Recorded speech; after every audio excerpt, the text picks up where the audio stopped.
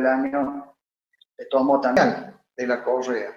La velocidad lineal o velocidad tangencial es pi por el diámetro por la velocidad en revoluciones por minuto sobre 60, y si la queremos expresar en metros sobre segundos, y el diámetro está dado en milímetros, como suele ser común, entonces debemos también dividirlo por 1000 para pasar a unidades coherentes, es decir, metros sobre segundo.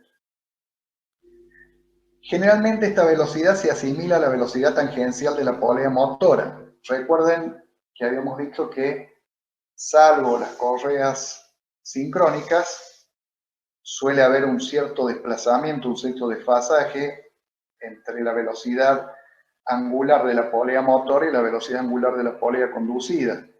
Entonces, a fin de llevarlo a algo estable o definido, se lo refiere al de la polea motora. Si suponemos que en el caso de las correas sincrónicas no hay patinamiento, entonces la velocidad tangencial será uniforme y será la misma para la motora que para la conducida. Cuando la correa es en B, ese diámetro M o diámetro de motora se refiere a lo que es el diámetro primitivo de la polea motora. ¿Qué es el diámetro primitivo? Es un diámetro que no es el diámetro exterior de la polea, sino que es un diámetro que corresponde a la fibra media de la correa que está dentro de la garganta. Y es donde se supone que la velocidad de la correa, la velocidad tangencial de la correa, es igual a la velocidad tangencial de la polea motora. Lo tienen ahí en el gráfico acotado e indicado el concepto. Por el contrario, cuando la correa es una correa plana, en realidad se establece que el diámetro, ese diámetro de la polea motora, si hilamos fino, es decir, si intentamos ser muy precisos, lo cual en general no es necesario, se asimila al diámetro exterior de la polea motora más el espesor, o lo que es la altura, de la correa plana. Esto, vuelvo a repetir, es ser extremista y solamente se aplica con esa precisión cuando el diámetro exterior de la polea motora es comparable al espesor de la correa. Para que se entienda, supongamos ese caso, tienen el diámetro exterior de 10 milímetros y el espesor de la correa de 1 milímetro. Entonces, hay un 10%, hay un valor relativamente comparable, el porcentaje entre el diámetro y el espesor de la correa, entonces ahí se asimila ese diámetro a el diámetro de la motora, el diámetro de la polea, más el espesor de la correa. Vuelvo a repetir, para que después no me pregunten, porque suele venir la pregunta. ¿Sumamos o consideramos el diámetro? No es un caso general, es un caso muy particular cuando trabajamos con diámetros pequeños y espesores apreciables. En general, nuestro caso más común, el que van a tener que aplicar tal vez en los ejercicios, es este. Adoptar directamente el diámetro de la motora igual al diámetro exterior de la polea. Creo que se entiende lo que quiero decir, ¿no es cierto? Es para casos muy particulares, mecanismos muy pequeños, con espesores de correa apreciables.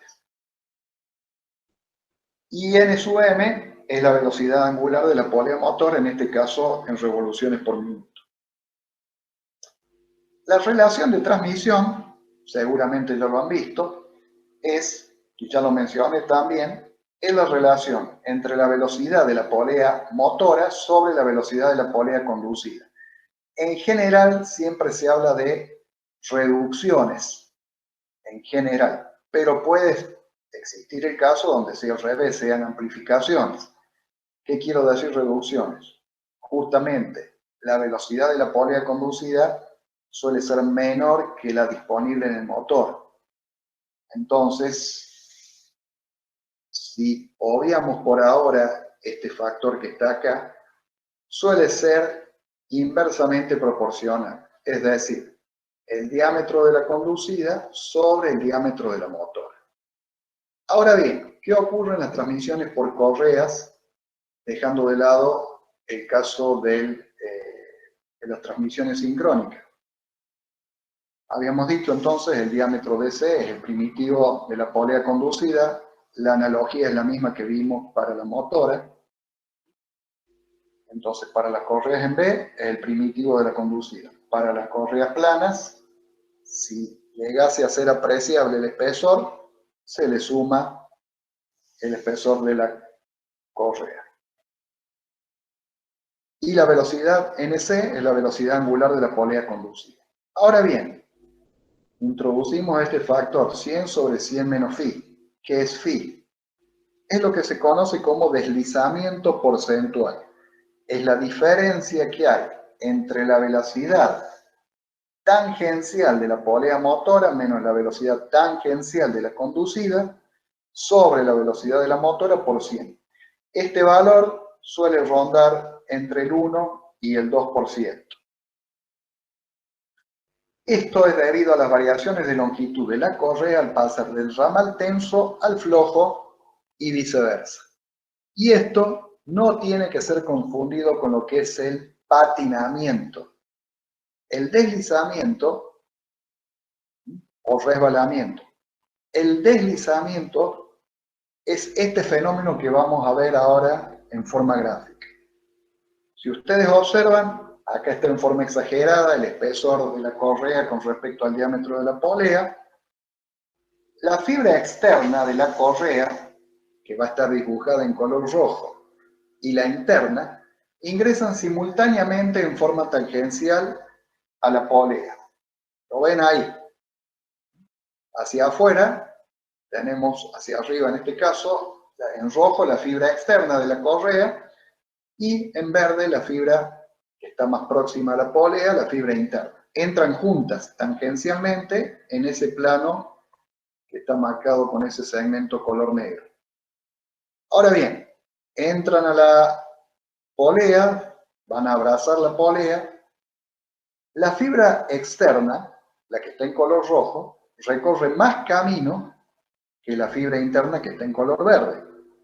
Pero ambas salen en forma simultánea, es decir, egresan simultáneamente en forma tangencial a la polea. Ingresan juntas, egresan juntas, pero una recorre más camino que la otra. Eso produce un fenómeno que se denomina escurrimiento del material. Y es lo que provoca ese deslizamiento porcentual que habíamos marcado anteriormente con la letra phi. Esto también lo pueden ver, no es específicamente lo que se está tratando, pero para que, ya que tengo el dibujito, lo interpreten, es lo que produce que haya un esfuerzo de compresión en las fibras internas de la correa al abrazar la polea y un esfuerzo de tracción en las fibras externas al abrazar a la correa. Las fibras internas tienden a comprimirse y las fibras externas tienden a alargarse o a traccionarse. Acá hay un concepto que es muy importante, es una sutileza, pero es importante entenderlo. Está en el final de la palabra. Fuerza transmisible. Transmisible. Que más que nada en realidad sería referido a la potencia. Es la que se puede transmitir. Se refiere a la capacidad que no es afectada por factores de corrección. Decía, en general se refiere más bien a la potencia. Cuando yo tengo un motor que en su placa dice tiene 40 horsepower, quiere decir que puede transmitir 40 horsepower. Eso es lo que puede transmitir. En realidad, por principio de conservación de la energía, va a haber parte de esa potencia y de esa energía que se va a perder o se va a transformar en otro tipo de energía no deseada, entonces lo que realmente va a transmitir va a ser menor. Esa fuerza transmisible, capacidad, es un factor W, que ya vamos a ver, por la potencia nominal, la potencia de placa, si hablamos de un motor eléctrico, la potencia nominal de un motor de combustión interna, etcétera, sobre la velocidad en metros sobre segundo. ¿De qué va a depender este factor W? También es una sutileza, pero como ingeniero la tenemos que conocer. La potencia nominal va a venir dada en dos unidades de potencia en general: caballos vapor o horsepower. Y ese factor de conversión va a depender justamente de eso. ¿Qué es un caballo vapor? ¿Quién se acuerda de la definición de caballo vapor?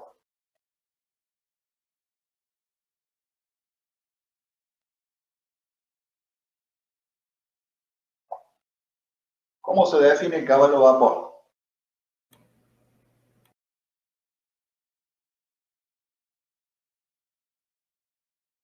¿Hay alguien? Sí, profe, creo que se definía para una potencia necesaria para elevar 75 kilos o algo así, ¿no era? Por ahí, algo así, pero algo así dejémoslo para un ciudadano común. A ver, un caballo vapor es la potencia, la anécdota dicen que quien la definió pensó que era la potencia que justamente podía hacer un caballo, por eso lo definió como caballo vapor.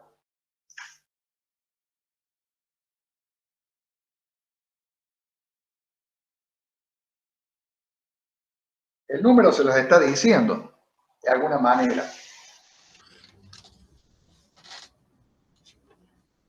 Como ingeniero lo tienen que saber de memoria esto, ¿eh? Perdón que sea tan directo, pero digo de memoria, pero es como que un enfermero no sepa cuánto es la temperatura normal del cuerpo humano.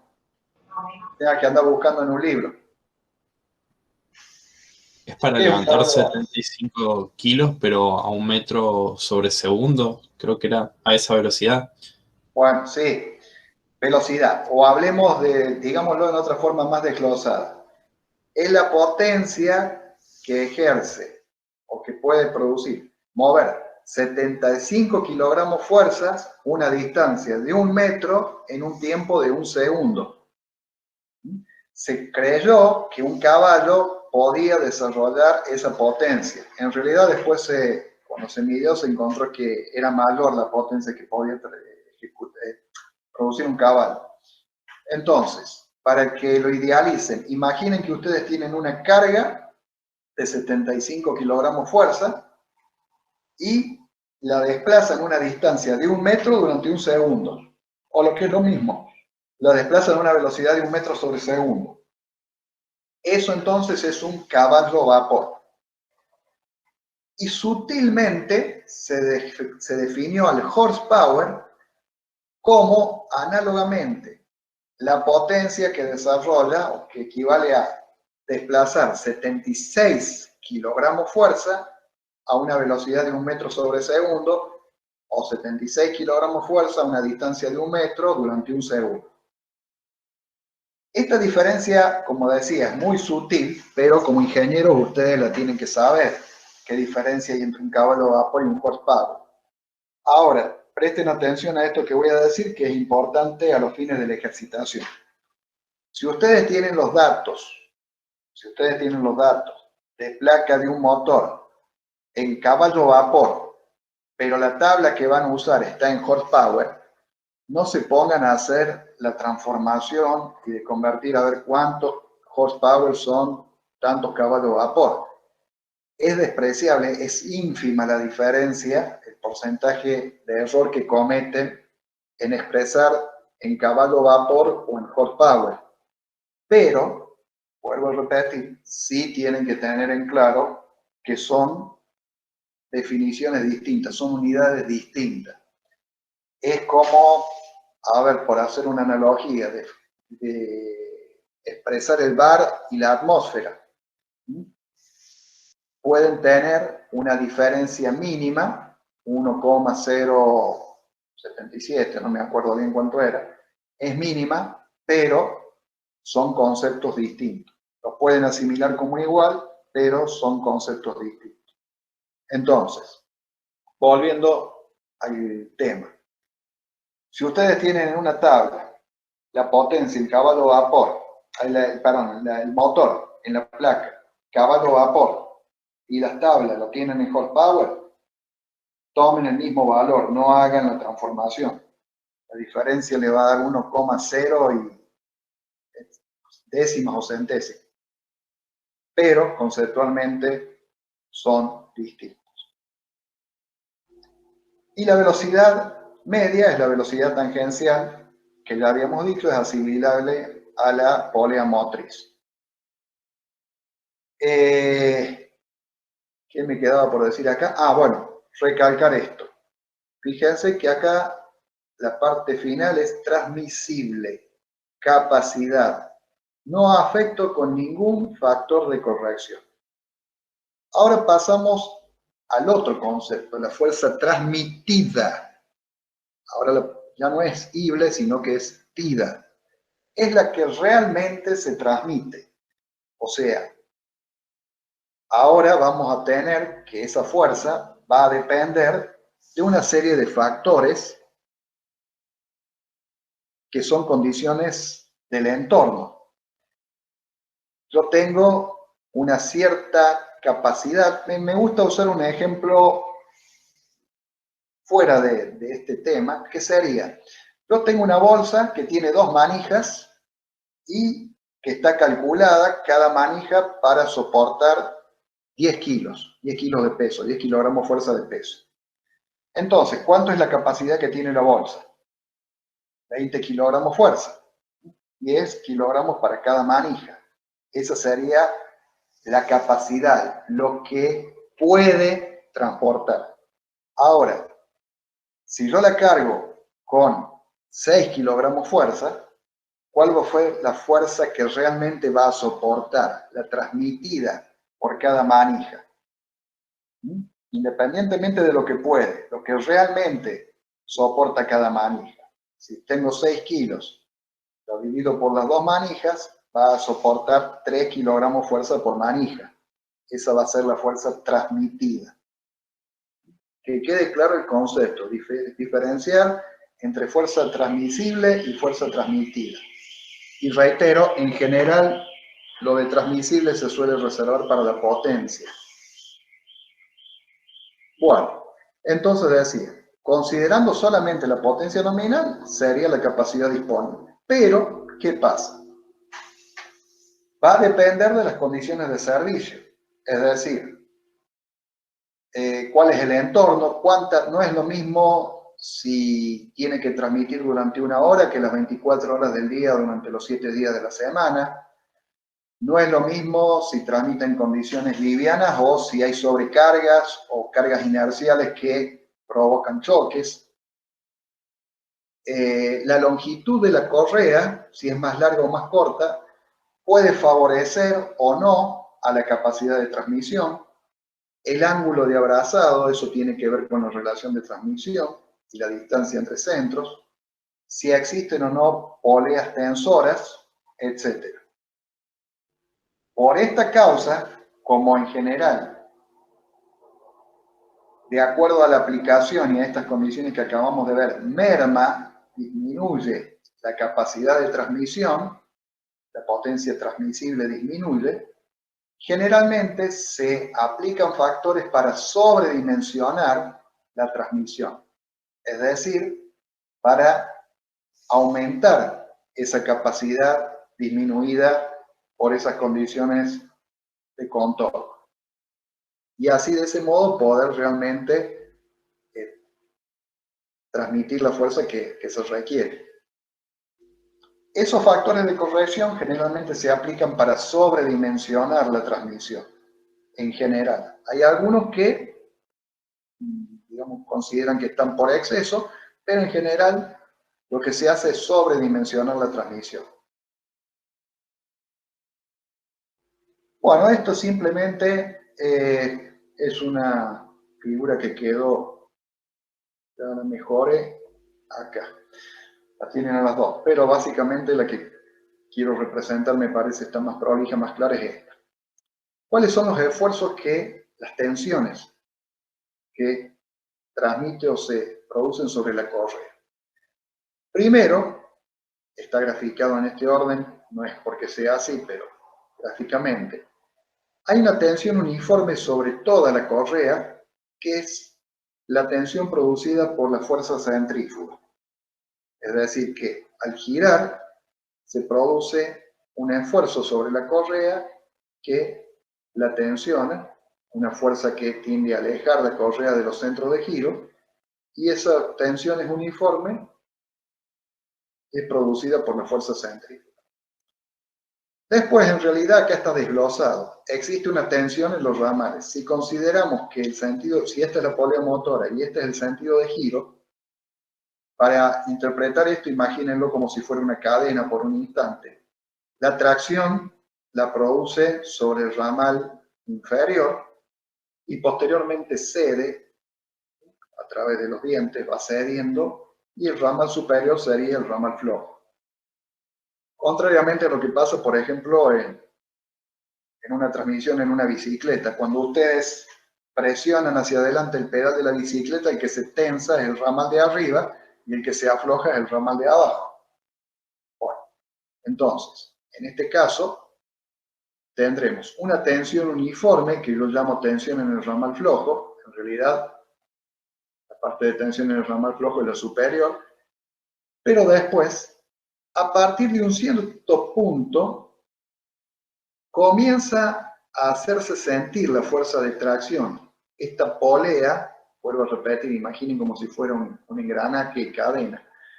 Este diente de acá comienza a tirar y se comienza a hacer sentir en un diente que estaría por acá.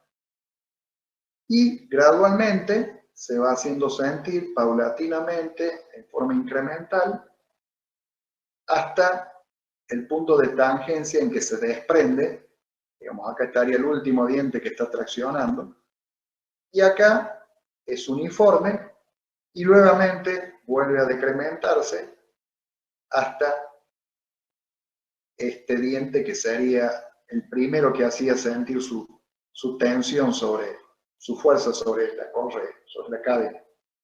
Entonces, tenemos una variación uniforme que llamamos tensión en el ramal flojo, que a partir de cierto punto comienza a incrementarse, y la tensión en el ramal tenso es la suma de estas dos, ¿no? La suma de estas dos, y es variable. Desde un ángulo de deslizamiento que se encuentra acostado, en este caso hasta ahí, y este ángulo de deslizamiento que se encontraría acostado hasta acá. Es donde comienza a hacerse sentir la fuerza de tracción sobre la correa. Y por último, aparece un esfuerzo flector que va a ser inversamente proporcional al diámetro, es decir, con qué fuerza flexiona la correa. Mientras mayor sea el diámetro, más grande es el arco, menor va a ser el esfuerzo de flexión, mientras que en la polea menor el esfuerzo flector es mayor. Mientras más chico sea el diámetro de la polea menor, más grande va a ser el esfuerzo de flexión.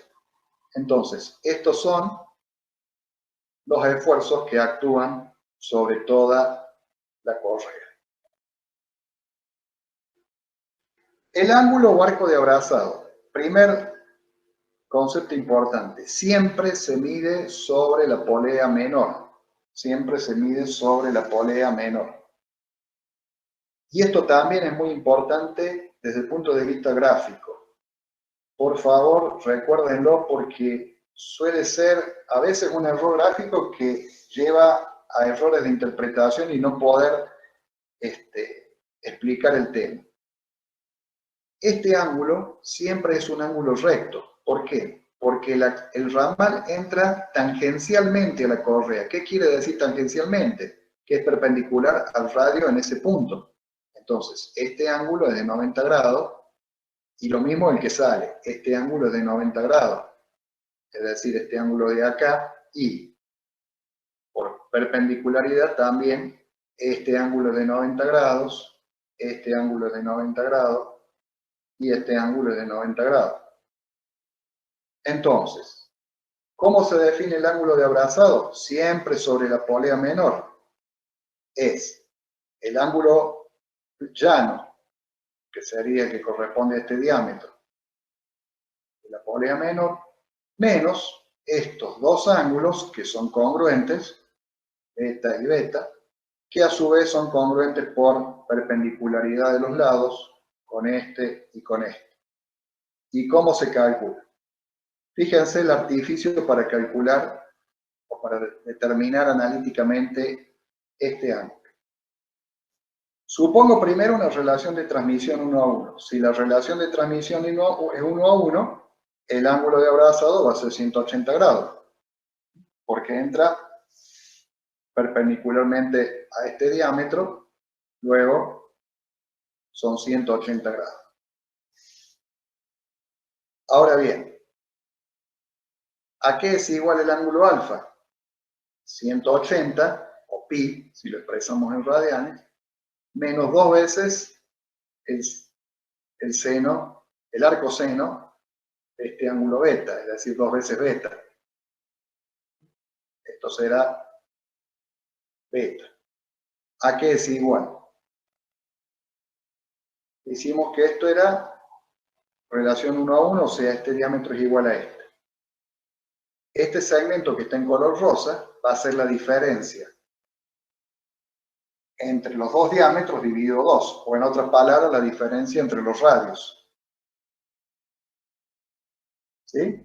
Va a ser, si esto en verde es la hipotenusa, va a ser el cateto opuesto de beta.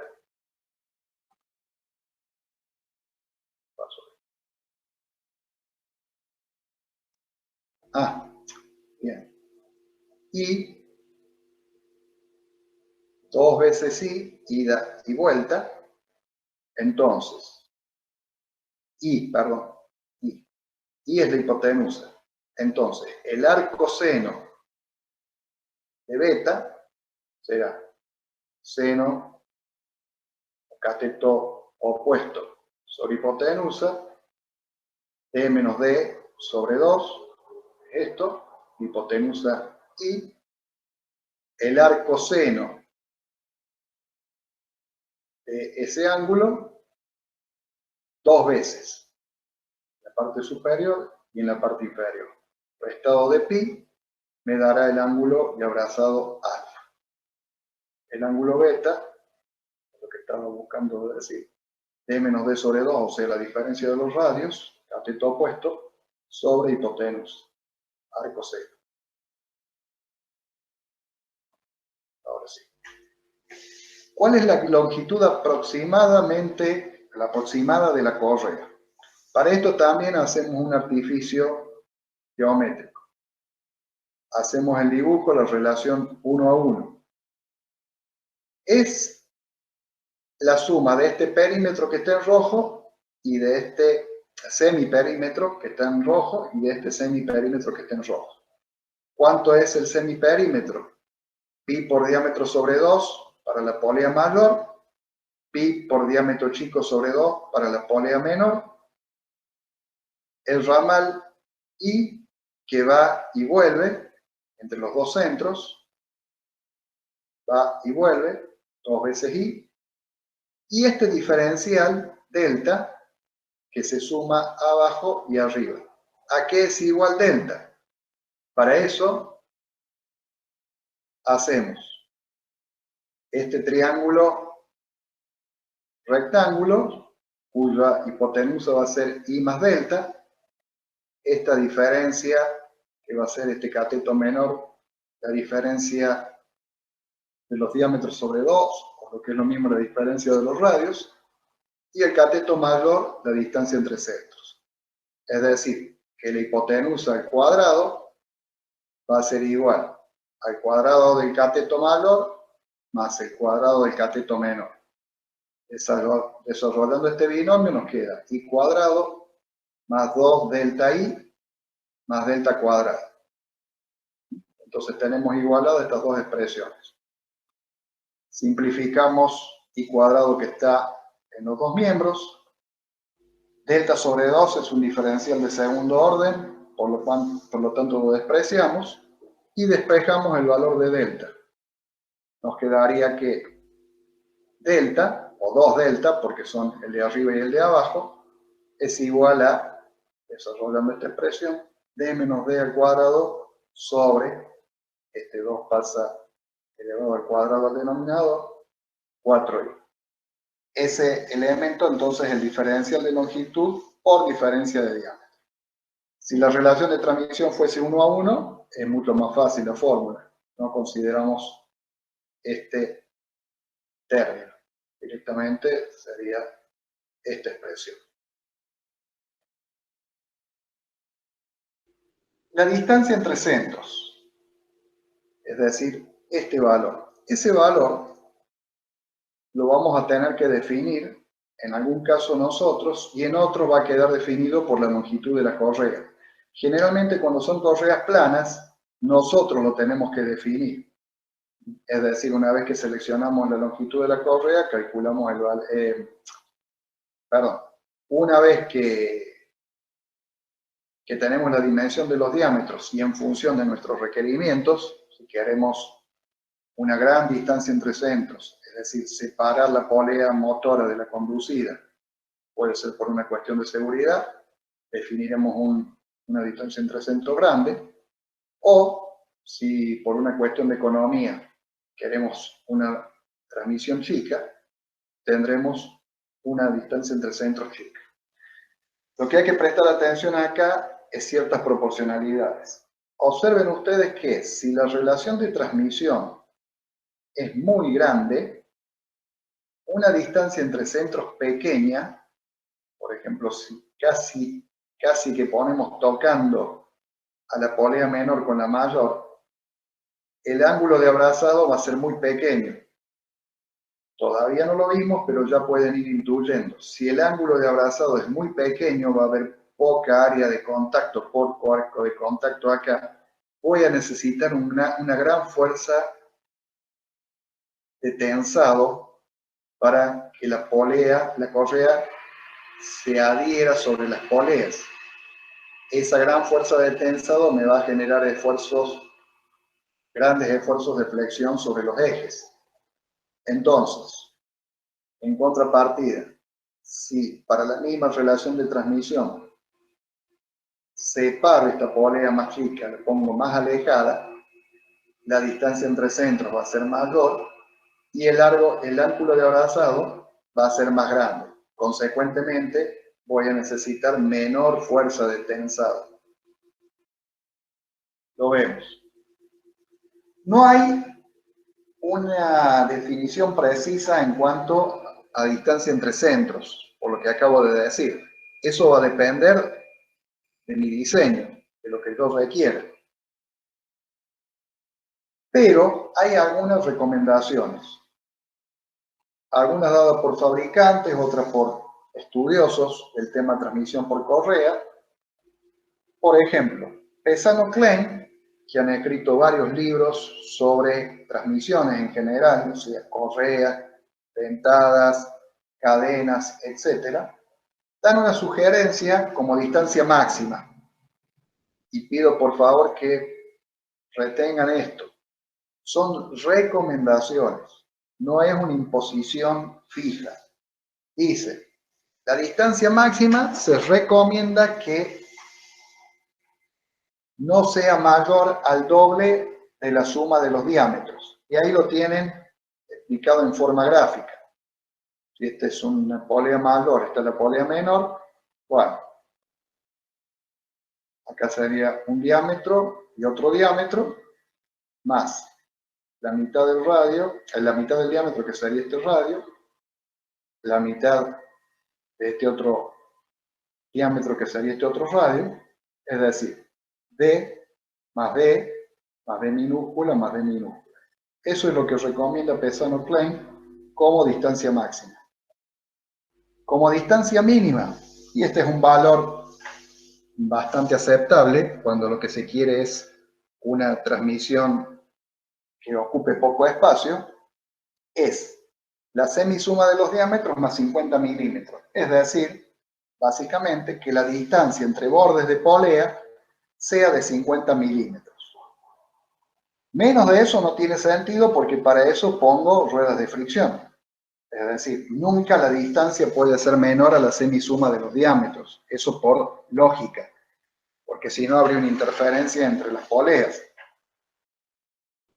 Y por otro lado, Pirelli, para las correas trapeciales, en su catálogo, recomienda que la distancia sea igual o mayor, generalmente vamos a adoptar el valor igual, tomando un criterio conservativo de justamente que la transmisión sea lo más pequeña posible.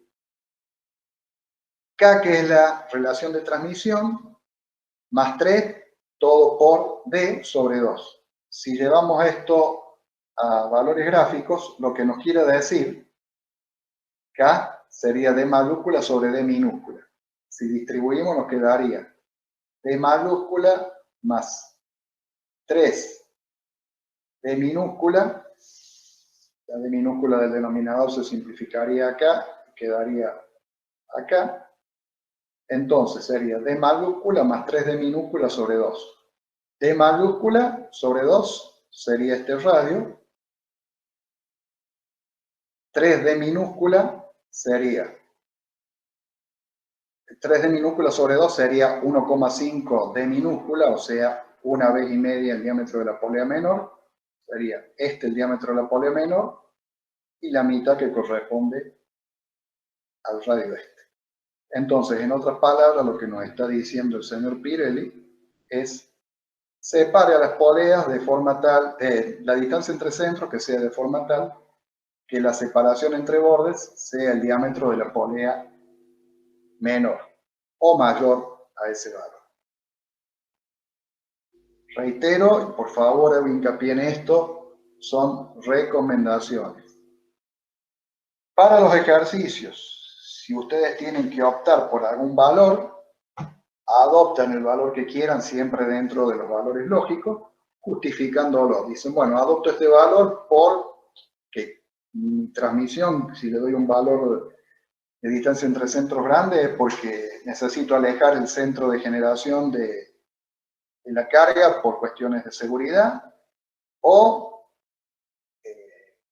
caso que no quieran o quieran adoptar, mejor dicho, una situación de compromiso, aplican esta fórmula que se aplica tanto a las trapeciales de Pirelli como se puede aplicar a las planas.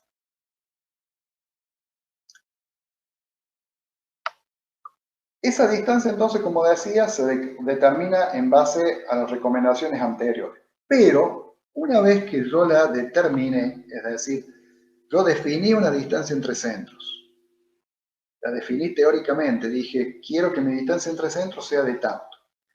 Pero, particularmente en correas trapeciales, las correas trapeciales ya vienen moduladas con una cierta longitud, es decir, yo no puedo adecuar a la correa a mi distancia entre centros.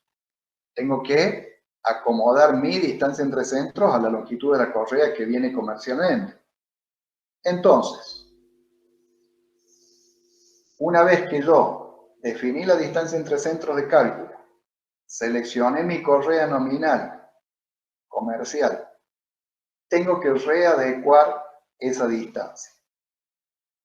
Los dos casos que se pueden plantear: si la correa que yo seleccioné es mayor que la que calculé, la que me da el cálculo en función de la distancia entre centros que yo definí, tendré que alargar un poquito más de esa distancia entre centros. Caso contrario, si la correa que yo selecciono es un poco más corta que la que calculé, tendré que disminuir la distancia entre centros de acuerdo a la teórica. Entonces, vamos a ver rápidamente en fórmulas qué quiere decir esto. Esa es la fórmula de la longitud. Los dejo un rato para que la vean. Recuerden, 2 veces ida y vuelta la distancia entre centros, semisuma de los perímetros, y este elemento diferencial que era para compensar el ángulo de inclinación. Fíjense que esta expresión es una fórmula, es una ecuación, mejor, de segundo grado en I. Acá yo lo aporté como I'. Si multiplico ambos miembros por I' sobre 2, nos queda esto. Reacomodando, nos queda una ecuación de segundo grado en I, que va a tener dos soluciones. Ahí tienen el término independiente, que sería D menos D cuadrado sobre 8, sería C. El factor del término lineal, pi por... bueno, ahí quedó un signo más, esto está mal. Ese signo más no va, sería pi, lo tengo que corregir, eso no va. Pi por D más D sobre 4 menos L' sobre 2. Esto sería el factor del término lineal. Y el factor del término de segundo grado es 1. Entonces, despejando de la ecuación esta de segundo grado, nos quedan dos soluciones para I.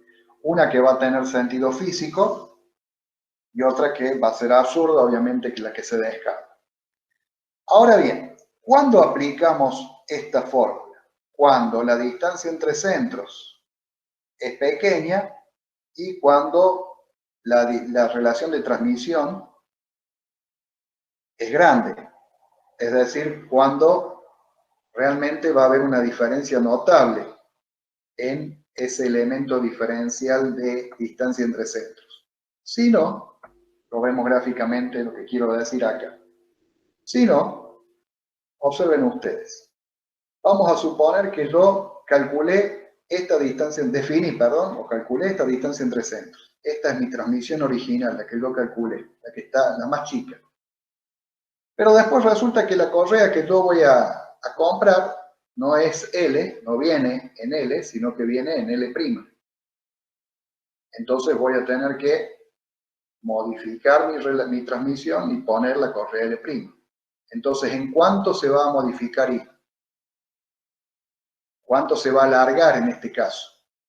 Estamos considerando un caso en que la correa comercial sea más larga que la de cálculo. Se va a alargar delta I.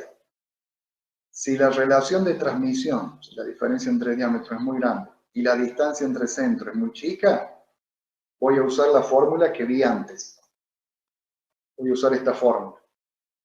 Ahora, si tenemos un caso como este, donde la distancia entre centros,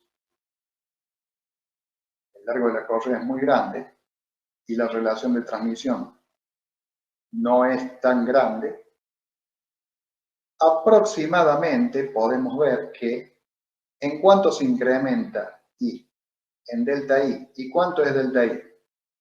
El tramo que se alarga L se va a distribuir en dos partes. Una parte para el tramo de arriba y otra parte para el tramo de abajo. Es decir, la diferencia entre longitud, entre L' y L, la divido una parte para el tramo de arriba, otra parte para el tramo de abajo.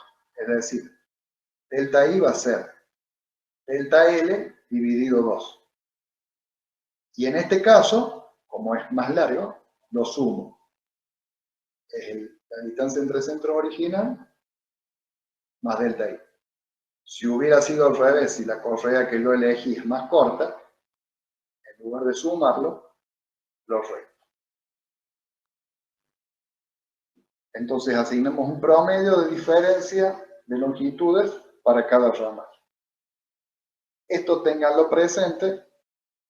En general esta va a ser la solución más simple, el error que van a cometer es mínimo. Aquellos que les guste el desafío, hagan la prueba con los ejercicios que tienen planteados de resolver la distancia entre centros aplicando esta fórmula o aplicando esta. Van a ver que en general para los valores, como vuelvo a repetir, de relaciones de transmisión bajos, no es muy significativo el error. Planeta Tierra. Perímetro ecuatorial aproximado, 40.000 kilómetros. Imaginen que disponen de una correa, un cinto, un cinturón, con el cual cinchan a la Tierra en su perímetro ecuatorial perfectamente, es decir, es una esfera perfecta, y yo le pongo un cinturón, como muestra el dibujo, que lo ciñe perfectamente, es decir, un cinturón que tiene 40.000 kilómetros de largo, un perímetro de 40.000 kilómetros. Voy a hacer lo siguiente.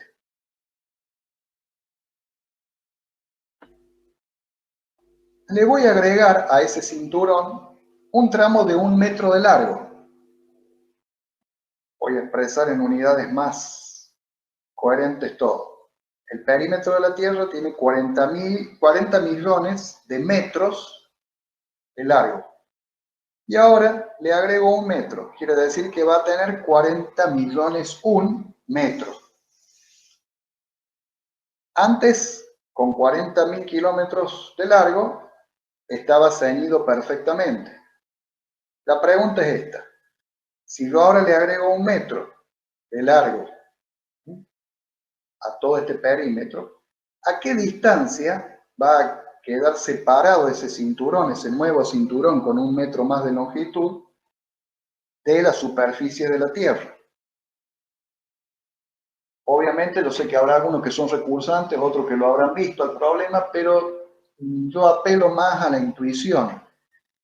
¿Qué opinan ustedes? ¿Esa distancia será despreciable? ¿Será menor a 1 milímetro? ¿Será poco más de 1 milímetro, tal vez en el orden de 1 centímetro o mayor? ¿Qué les dice la intuición? ¿Cuánto será esa distancia a la que quedará separado uniformemente ese cinturón al que le agregué 1 metro sobre 40 millones de metros?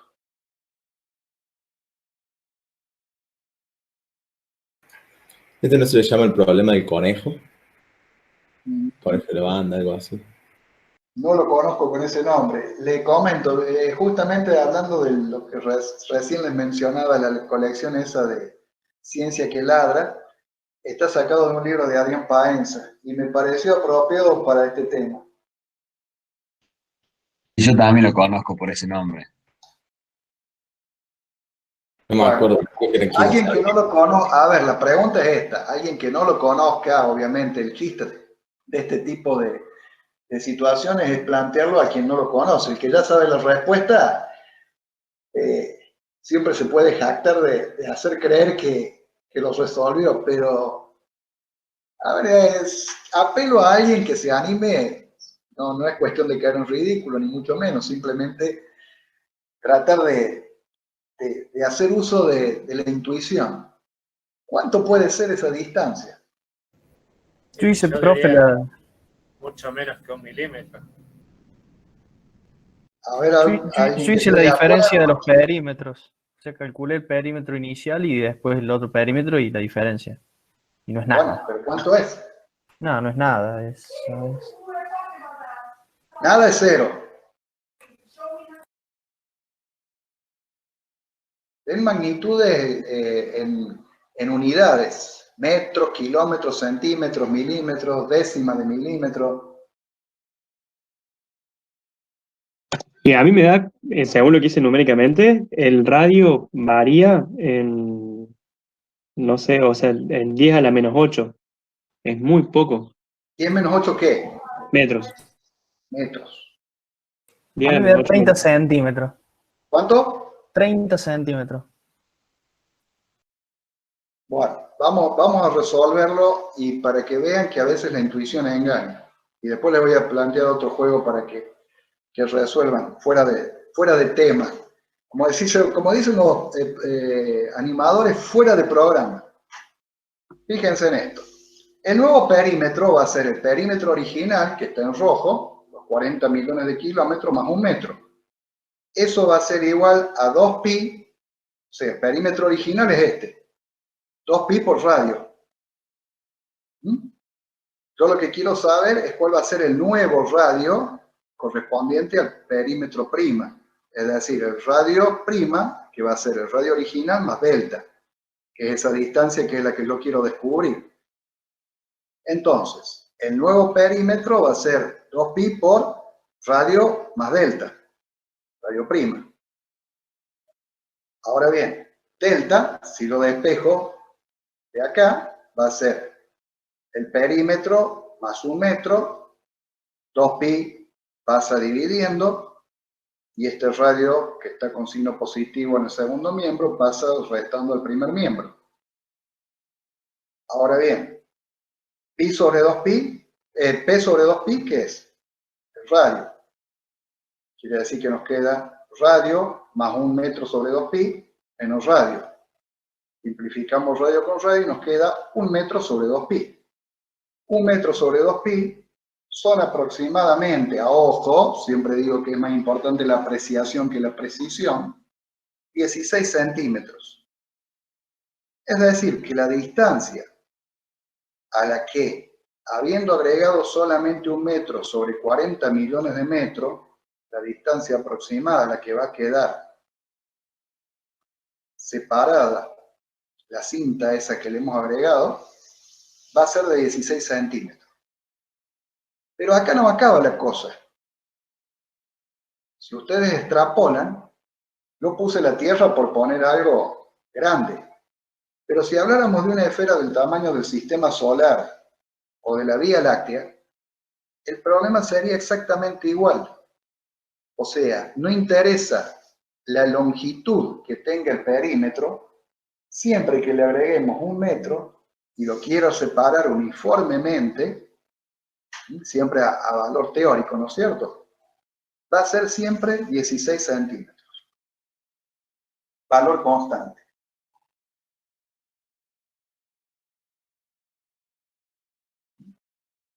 ¿Algún comentario? Ahí agrego lo que decía. Independientemente de cuál largo sea el perímetro.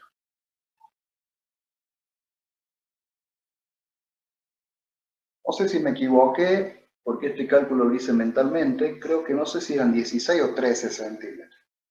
Habría que hacerlo. 1 sobre 2pi, 1 sobre 6, aproximadamente.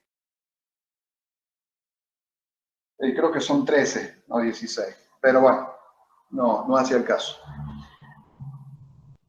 Bien, ahora la invitación que les hago es la siguiente. ¿Qué tendrá que ver esto con las correas?